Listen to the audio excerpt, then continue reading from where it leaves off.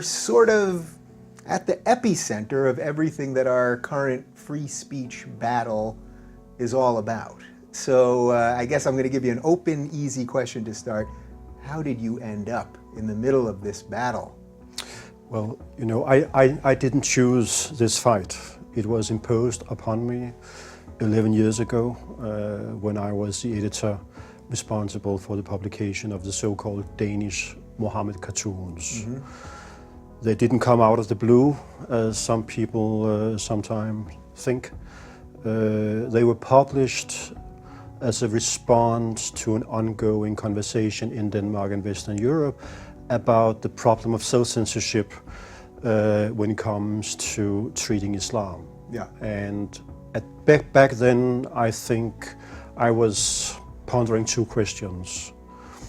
Is self-censorship taking place when it comes to dealing with Islam? Do we make a difference between Islam and other religions and ideologies?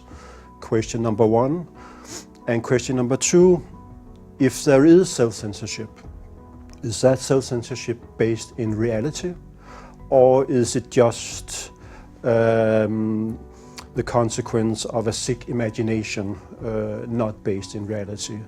Is the fear real, or is it fake? Yeah. So 11 years later, I think we can say for sure the answer to both questions is yes. Yeah. There is self-censorship, and the self-censorship is based in reality because people were killed in Paris.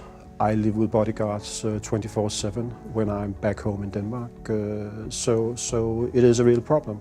Yeah, it's so interesting to me that 11 years ago, 2005, you were addressing the idea of self-censorship, because that's obviously different than, you know, what we have here with the First Amendment, where the government can't censor us. Because my awakening over the last couple of years about this has been about the self-censorship part, that we are doing it to ourselves. So just to back up to the specifics of what happened, you guys solicited cartoons from people, yes, right? I did, yes. Yeah. Yes. So tell me about the process. Yeah, it started with a children's book. A Danish writer was writing a book about the life of the Prophet Mohammed. In Denmark, when you publish a children's book, you need illustrations of the main character. I suppose you do the same here. Same here. That goes across borders, yes. Yeah. And it turned out that that the writer had difficulties finding an illustrator who wanted to take on the job. And he went public saying, you know, I've written this book, but I had difficulties finding an illustrator because of fear. Yeah. And the guy who finally took on the job insisted on anonymity, which is a form of self-censorship. You do not want to appear under your own name because you are afraid of what might happen to you. And in fact, this illustrator later acknowledged that he insisted on anonymity because he was afraid. Yeah. And he made a reference to the fate of Theo van Gogh, a Dutch filmmaker who was killed in 2004 because of a documentary he did.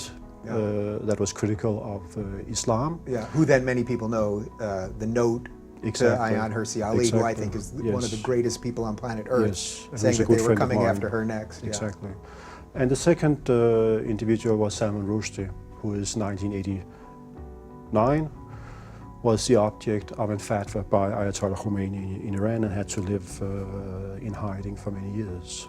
Yeah. So that was, you know, the context. And some people were saying, oh, this was just a media stunt by this children's writer to sell more books. Other people were saying, no, there is self-censorship. And you know, through the commissioning of those cartoons, I wanted to put focus on this issue. Is self-censorship taking place or is it not? And how do illustrators and cartoonists in Denmark face this issue? And I received 12 cartoons that were published September 30th, 2005, and I wrote a short text laying out the rationale behind this journalistic project. I don't think that it in any way transgressed, you know, what we usually do. Mm-hmm. As an editor, as a journalist, if you hear about a problem, you want to find out if it's true or not.